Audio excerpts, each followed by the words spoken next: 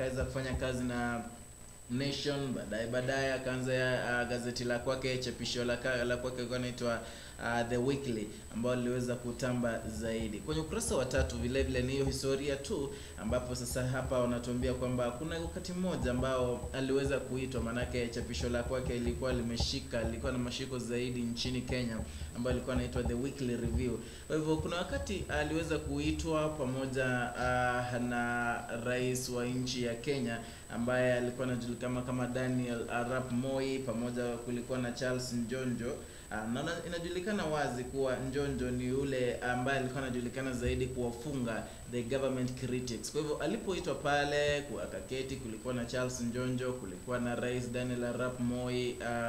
Kwa hivyo yeye mwenyewe alikuwa amehofia maisha yake, alikuwa anasema pengine na The Weekly Review ilikuwa imeleta madhara zaidi katika serikali, pengine ilikuwa na shida sana. Kwa hivyo akaogopa, lakini baadaye Njonjo alimwambia aliweza kumwambia kuwa pengine ningekuwa mimi ni mwenye The Weekly Review, ningekuwa mimi ni mwenyeji Weekly Review, basi ningeweza kumweka Mwai Kibaki kama naibu wa rais, ningemwandikisha niseme Mwai Kibaki ndiye atakuwa naibu wa rais. Kwa hivyo yaliyofuatia kwamba katika ulingo wa siasa aliweza kuyaweka baina, aliweza kuweka wazi pale kwenye The Weekly Review, iliweza kupata umaarufu zaidi kutokana na kisa kile. Kwa hivyo watu wakaamini The Weekly Review kwamba ilikuwa inaongelea mambo ya kweli, kwamba hakukuwa na kutofautisha, hakukuwa na kubahatisha pale. Ndivyo hivyo akaweza kujijengea jina. Kifo chake kimeweza kuwagusa wengi washazungumzia kuhusu kifo chake. Uhuru Muigai Kenyatta, pengine nitanukuu yale ambaye rais ameyazungumza. Uhuru Muigai Kenyatta amesema kwamba his creative works have continued to inspire generations of Kenyans to work hard and achieve the best for our wonderful nation. Ayo ni yale ni tributes, baadhi ya tributes ambazo zimeweza kutumwa na baadhi ya viongozi akiwemo William Ruto, Raila Odinga, Musalia Mudavadi. Ni hayo tu ukurasa wa 2 na 3. Nikiangazia ukurasa wa 2 na 3, wanasema kwamba mahakama sasa imekanusha uteuzi wa mkurugenzi kama kaimu mkurugenzi wa kama shirika la KPA ambaye anajulikana kama Mwangemi Jona. Kumbuka kwamba huyu ni yule ambaye ameteuliwa hivi majuzi kabla ya yule mwenye alikuwa anaitwaje yule ambaye ni Manduku, Daniel Manduku akaweza kujitoa pale. Waliweza kumteua kama kaimu mkurugenzi wa shirika hilo bwana John Mwangemi. Sasa mahakama imeweza kumzimamisha kazi.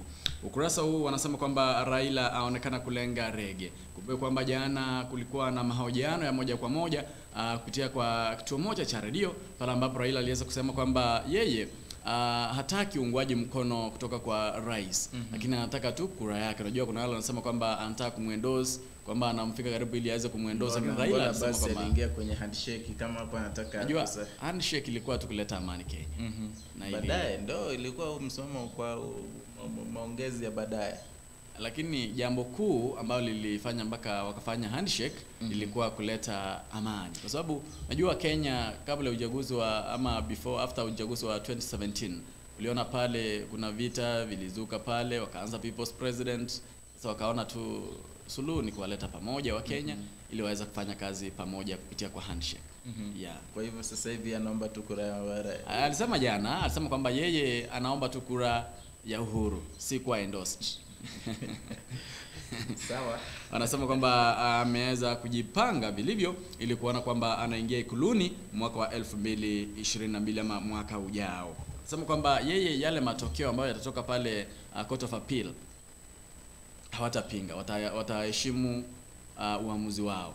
Anasema kwamba hawana nia mbaya ama hawana lolote, wao tu wanangoja matokeo tarehe 20 mwezi wa 8 wasikie kwamba PBI ipo ama haipo. Ukurasa ni wa 2. Lakini inaonekana kwamba yeye mwenyewe ni kama ameanza kupoteza ile ile imani kuhusiana na BBI. Maanake ukiangazia haya mapita juzi tu hapo jana ameonyesha wazi kwamba yuko debeni. Na kuna taarifa hapa naenda kuiangazia akisema kwamba yeye hawezi support mtu yote kwa wale the NASA core principles. Akisema kwamba lazima awe ni mtu mwenye ako na watu wengi na nafuatwa zaidi. Unajua ndio maana nilikuwa nakwambia jana kwamba wale ndio ni watu ambao wana ufahamu mkubwa, na watu ambao wanajua siasa vizuri, lakini sasa unajua kuna ule ufuasi. Najua sidhani kama kuna kati ya wale NASA core principles, sidhani kama kuna mwenye ana ufuasi mkubwa kama wa Raila. Sidhani kama yupo. Na unajua ufuasi, jinsi nilikwambia hapo jana, ufuasi unaujenga. Sasa wao wataka kuujenga. Na msiwashirikishe ili waweze kuujenga pamoja. Yeye aweze kuwajengea sasa. Unaona maana yake ilikuwa walimjengea. Na hawakumjengea, lakini wajue baadaye walikuja pamoja kama mlengo wa NASA. Kwa hivyo wakaenda kwa wananchi wakamwambia basi najua kura zenu tuwaomba. Akaona pale Luyaland ameshika pale Bungoma nini akazileta pamoja. Kwa hivyo mbona asije akamtoa mmoja aseme sasa wewe.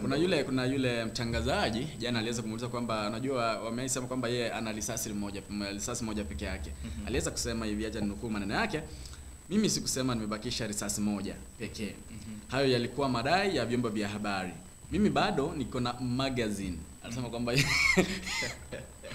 yupo na magazine. Hivyo anaweza kushiriki katika uchaguzi zijazo. Hivyo inaonyesha kwamba hata baada atashindwa ikiwa atashinda 2027 yupo pale. Bado 2027 yupo. Bado akishindwa pale. Na baadhi yako na miaka mingapi sasa hivi? Yule lakini najua ni 70 something. Sawa tu. Ni ukurasa wa pili. Ukurasa wa pili tena unamzungumzia familia ya Caroline ambaye anasema kwamba aweze kujizalimisha badala auawe. Anasema kwamba familia yake inasema kwamba ajitose pale alipo ili aweze kushikwa na kuweza kuelezea ni kipi kinachomfanya aweze kuwatoa wengine uhai.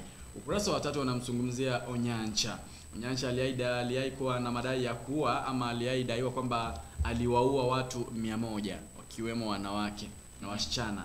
Wanasema kwamba jana aliweza kuwa huru, aliweza kutolewa pale gerezani, na wanasema kwamba ana kesi 2 ambazo ni za mauaji anafaa kuzijibu. Alikuwa na Cliff Ombeta, anasema kwamba amekaa gerezani kwa miaka 13. Sijui 13. Bado wanasema kwamba unajua kuna madaktari waliweza kujitosa pale wakasema kwamba akili yake iko na shida. Akili yake iko na shida. Alichunguzwa akapatikana kwamba ako na maradhi ambayo hayamruhusu kutangamana na wanawake. Akitangamana na mwanamke pale lazima amuue ama msichana. Lakini hiyo ni tofauti na yale ambayo nimeyasoma hapa kwenye gazeti la The Standard. Gazeti la The Standard nasema kwamba Onyancha aliposhikwa ilikuwa mwaka wa 2019. 19. Naam. Ni 19 hapana. 2008 ama 9. Aliposhikwa pale alisema mwenyewe, yeye mwenyewe ndiye aliweza kusema kwamba pengine alikuwa na spirits, alikuwa na niseme aje, roho mbaya ambazo zilikuwa akiona mwanamke tu hivi ana feel kumuua, unaona, kisha nakunywa ile damu. Ndio jambo la kushangaza zaidi ilikuwa hiyo kukunywa damu, unaona, ambao aliweza kuweka jamii ya Wakisii kusemekana kwamba hawa wanakuua, wako na hasira, wanakuua na wanakunywa damu. Kwa hivyo alikuwa amekiri kwamba alikuwa ameua wanawake 17. Kutokana na njia kama hiyo nakutana mwanamke kisha inabidi kwamba amemuua na kukunywa ile damu. Lakini mbali na hayo, mbali na kuconfess ama kukiri hayo, alipofika pale kotini hakukuwa na evidence. Kwa hivyo kutokana na jaji ambaye anaitwa Jesse Lesit alisema kwamba ingawaje kuna hizo tuhuma kwamba aliweza kuwaua watu, ingawaje yeye mwenyewe aliweza kukiri, na inaweza kuwa kwamba ni ile hofu ya mara ya kwanza, manake yeye mwenyewe Onyancha, Philip Onyancha baadaye alisema kwamba ule wakati hakuwa anajielewa, ndio maana kazungumza yale. Kwa hivyo kutokana na huyu jaji aliweza kusema kwamba pengine kuna ule uoga. Unajua sasa hivi mtu akikushtua ushtuliwe vizuri. Umeona hapa makarao wamekuja hapa magari kama 10 hivi. uambiwe uliwa fulani, Masaropo. hata unaweza sema niliwa Masaropo. nisamee. Unaona, hivyo kusema kwamba ingawaje kuna mambo mengi yanamfuata, Yeah. kuna kesi mingi zinakufuata, lakini bado hawezi nyimwa ule uhuru wake. Naam. Wanasema kwamba alidaiwa kuwaoa wanawake 100 na kunywa damu. Hapo wamesema 100. Wamesema 100 na kunywa Na damu. hapo wamesema ni 17. Labda sijui. Nikidhani hayo ndio yalikuwa yameangaziwa katika ukurasa huu wa 2 na 3. Tukirejea tutaangazia habari za county. Naam, acha nizungumzie ukurasa wa 4 hapa. Ni IEBC, tume ya IEBC inaendelea na mahojiano ili kuwatafuta wale maafisa ambao watakaochukua nafasi. Kuna nafasi ambazo ziliachwa kama ile nafasi ya Roselyn Akombe, Paul Kurgat, Oni Maina na Margaret Mwachanya baada ya uchaguzi wa mwaka 2017. Kwa hivyo yalianza jana, na baadhi ya watu ambao waliweza kukuwa shortlisted ni watu 36 ambao waliweza kuwa shortlisted. Hii ilikuwa ni baadhi ya watu 660. Unajua, unapata kuna kazi moja ilikuwa imetangazwa, watu wakaenda huko zaidi ya 3000 na watu walikuwa wanatikiwa ni watu 7 tu. Kwa hivyo katika haya watu walikuwa waliingia pale ambao walikuwa wametuma ombi la kutaka kazi hiyo, walikuwa ni watu 660, lakini baadaye watu 36 waliweza kuwa ama kuteuliwa kuingia kwenye mahojiano, na hayo yalianza hapo jana, ambayo ni tarehe 30 Juni mwaka 2021. Kurasa wa 5 hapa ndo tunaangazia kisa cha Caroline. Sijui kama ulishaangazia. Nilizungumzia hayo.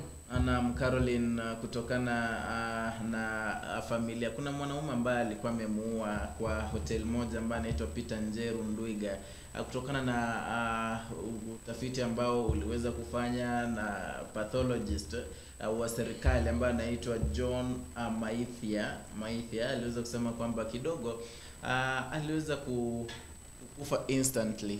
Kifo chake kilikuwa violent, manake kilikuwa out of kutoa damu mingi zaidi. Nakumbuka risasi ilifika from one ear to the heart, ikatokea upande mwingine. Kwa hivyo bado huyu Caroline inasemekana kwamba hajashikwa. Ninaingia siku ya 5 sasa hivi.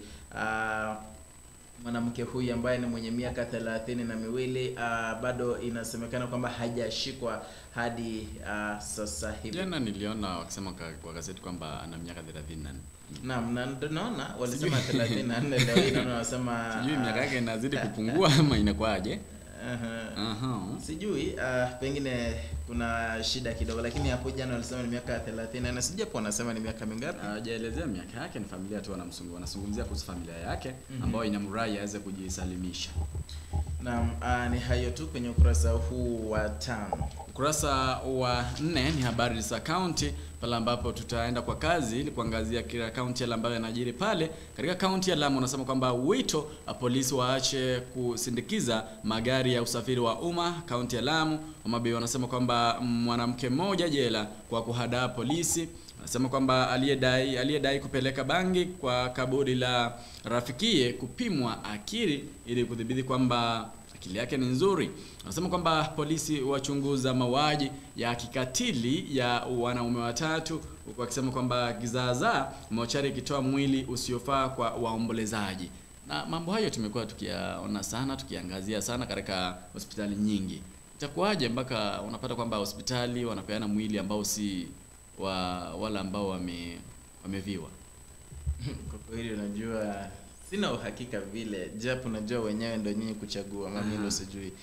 Kuchagua ama unajua ukienda kupeleka mtu zinawekwa pale na zile sticker unajua kuna kukanganyika vile vile. Kuna uwezekano kwamba mwili umeweka sticker nyingine yenye umechukua nyingine, unaona. Kuna uwezekano kuna kuchanganyika. Lakini kuna wasimamizi pale unajua wanafaa kuhakikisha.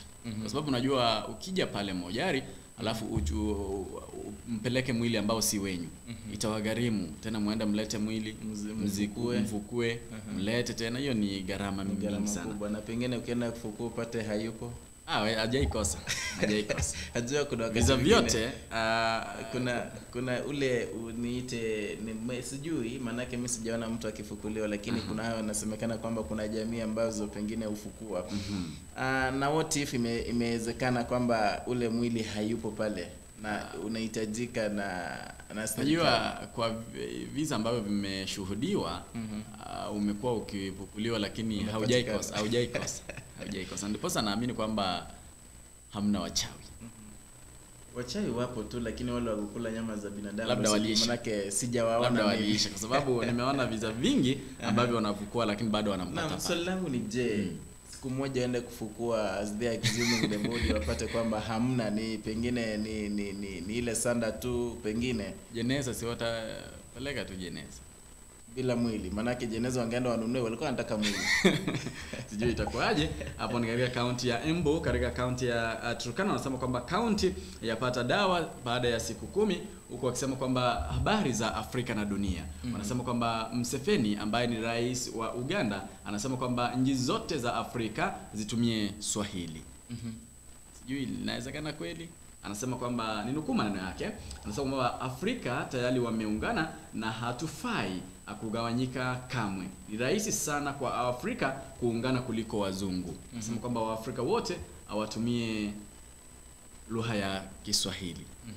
Sijui kama lugha ya kitaifa. Yeah.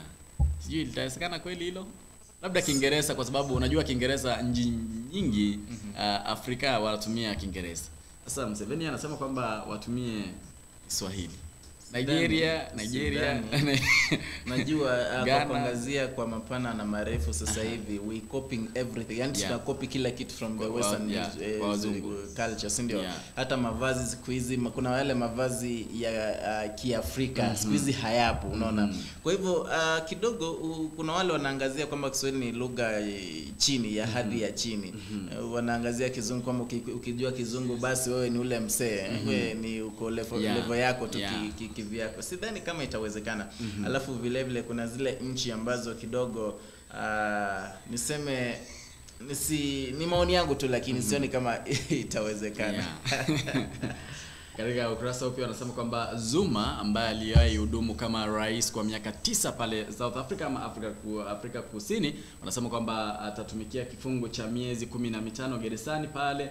Wanazungumzia Geneva ama Uswisi, wanasema kwamba UN yataka chanjo kwa wote, vivyo vya corona vikizidi pale Uswisi. Hiyo tu ndio ameangaziwa katika ukurasa huu wa 4 na 5. Kumbuka kwamba ukurasa wa 6 kama kawaida ni jaribio la KCSE, ukurasa wa 7 pia tutaangazia ukurasa wa 8.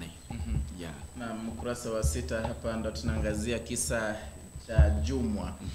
Kuna wakati fulani tunajua kwamba Jumwa aliweza ilikuwa ni uchaguzi mdogo pale Ganda Ward. Kulikuwa na diwani, ulikuwa uchaguzi wa madiwani pale ambapo mtu mmoja aliweza kuuliwa. Mtu huyu alikuwa anaitwa Ngumbao Jola ambaye kidogo aliweza kuuliwa mwaka wa 2019. Kwa hivyo kisa hicho kikaenda kotini ambapo Jumwa aliweza kusemekana kwamba yeye ndiye alimuua na bodyguard wake.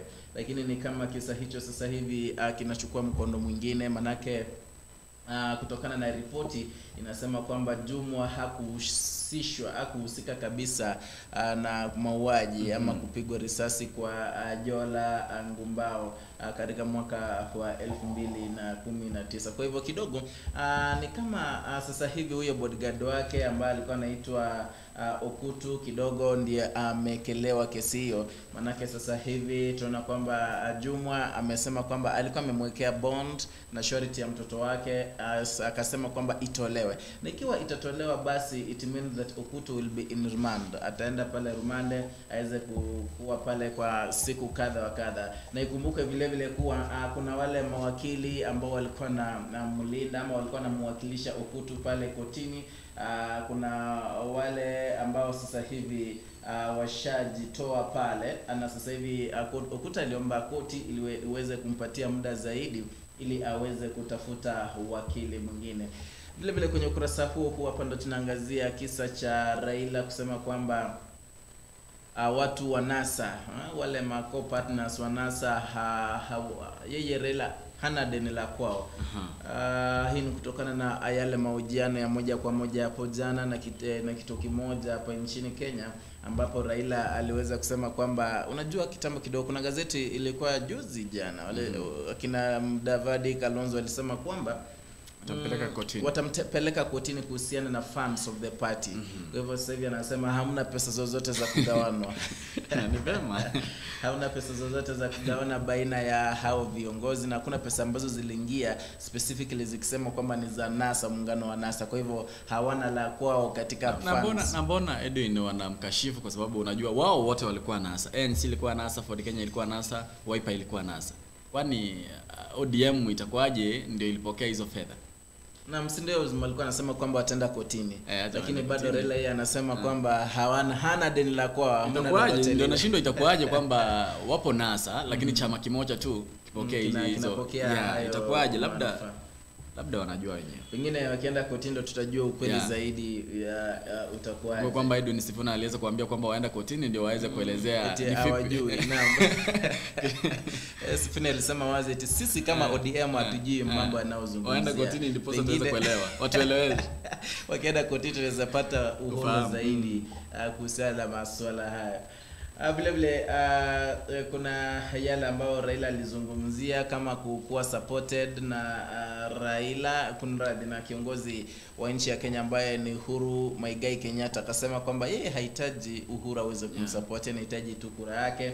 Vile vile akasema kwamba hakuna mtu anaenda kusupport katika muungano wa NASA. Si mtu akupa kura. Anasema kwamba hakuna mtu ambaye anaweza msupport. Anaenda kusupport. Hahitaji kusupportiwa na viongozi wa NASA.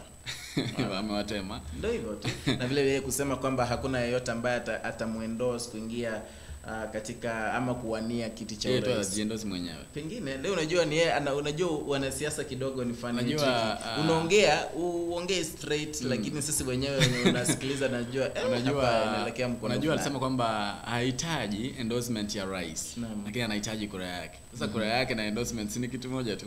Kuna tofauti kupigiwa kura na kukuwa endorsed. Unajua endorsement ni ile Raila Uhuru atasema sasa Raila huyu atachukua uongozi. Huyu ako rada kabisa kufanya nini? Kuongoza nchi ya Kenya. Kama atakupa kura, inamaanisha kwamba amekuendorse kama anakupigia kura.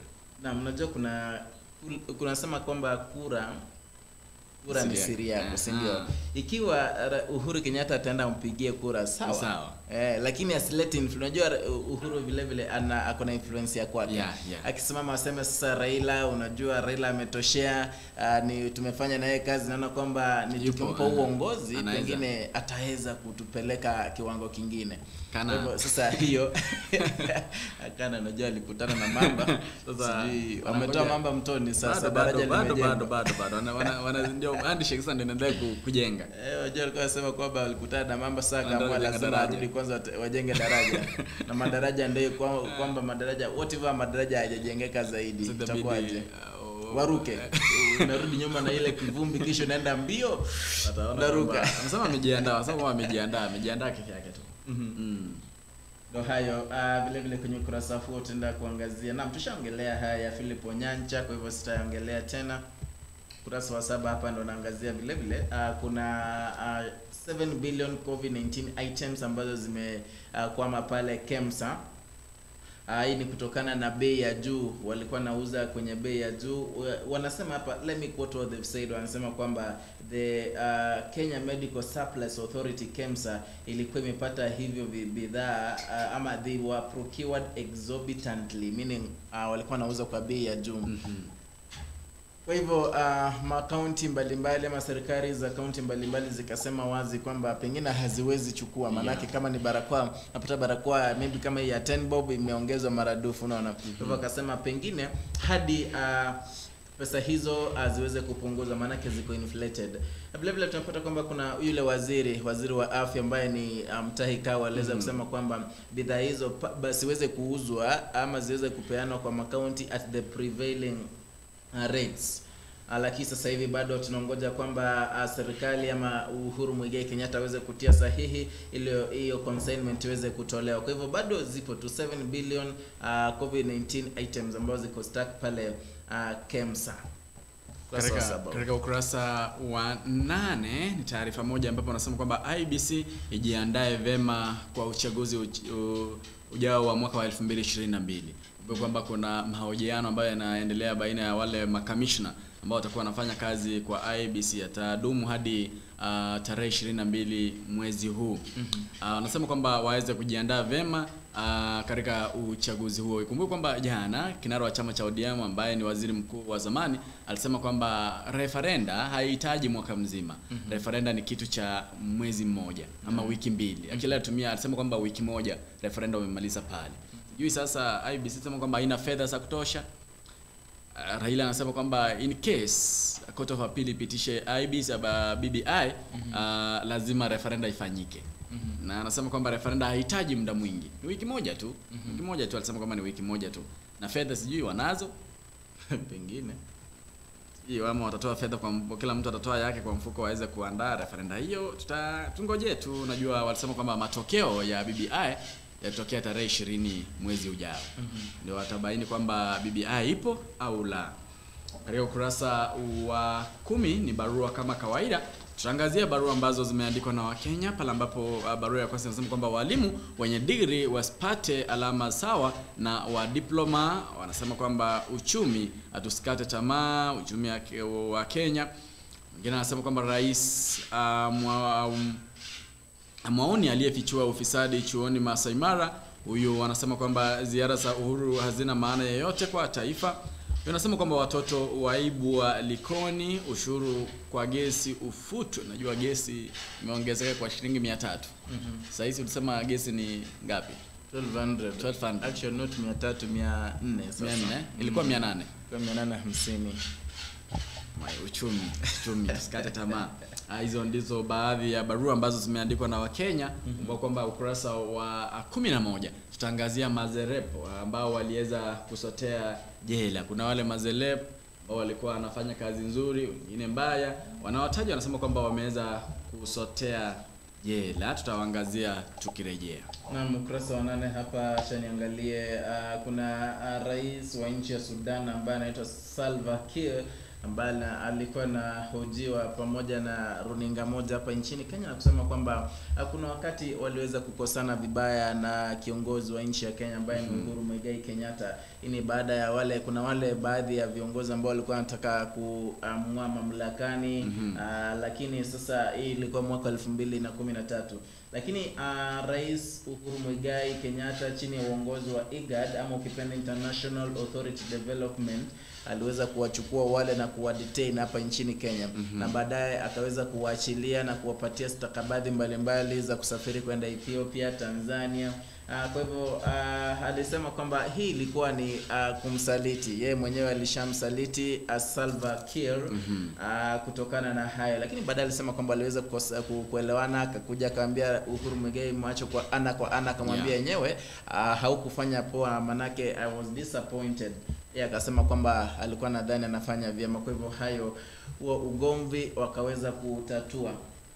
Vile kwenye ukurasa huo ndo tunaangazia kiongozi wa nchi ya Kenya ambaye ni Uhuru Muigai Kenyatta. Anaona kwamba sasa hivi ameanza tena ile tour yake kwenda Ukambani ili kuzindua miradi mbalimbali. Kutokana na Kalonzo Musyoka anasema kwamba a few individuals are spreading rumors that there are differences and that is not the reason why. And that is the reason why the president did not come, but that is all nonsense.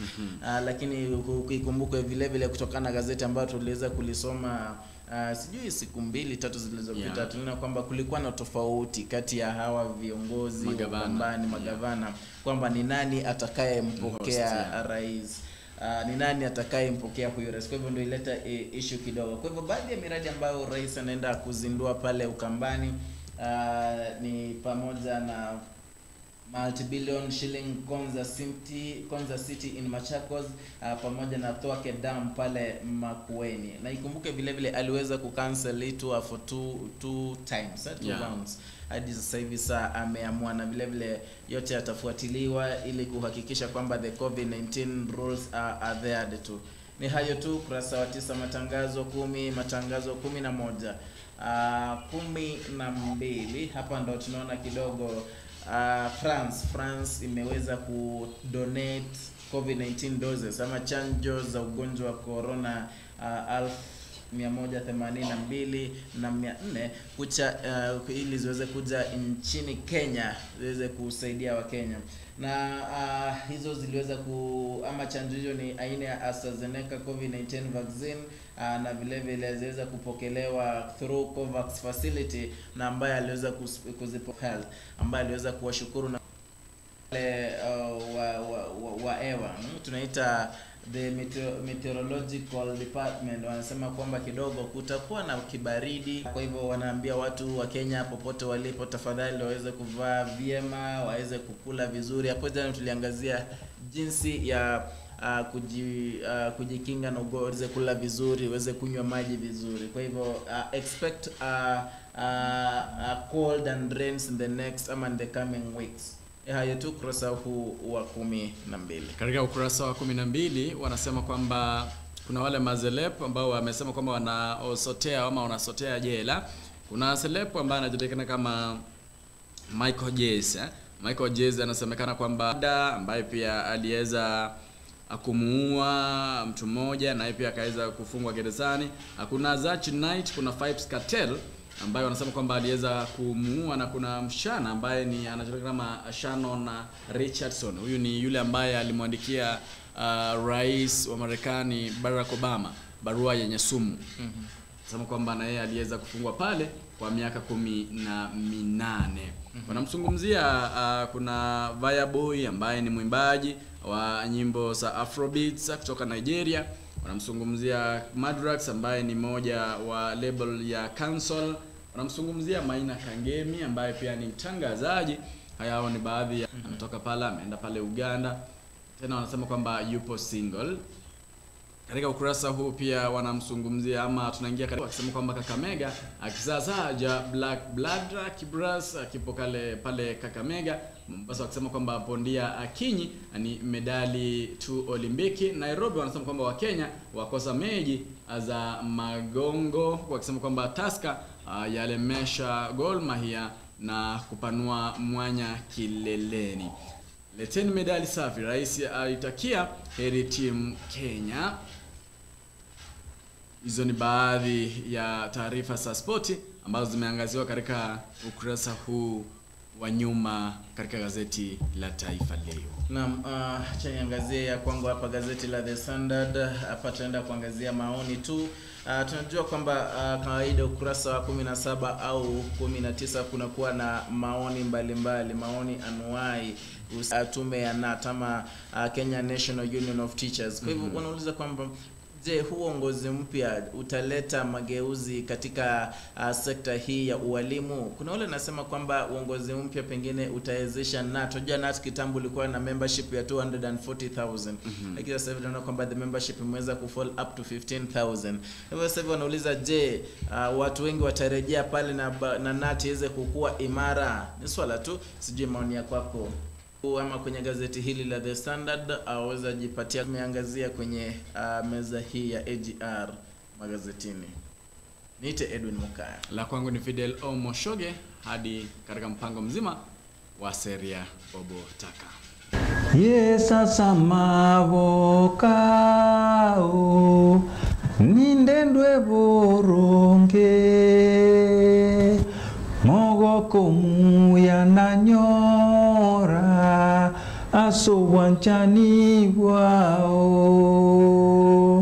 mwanjwa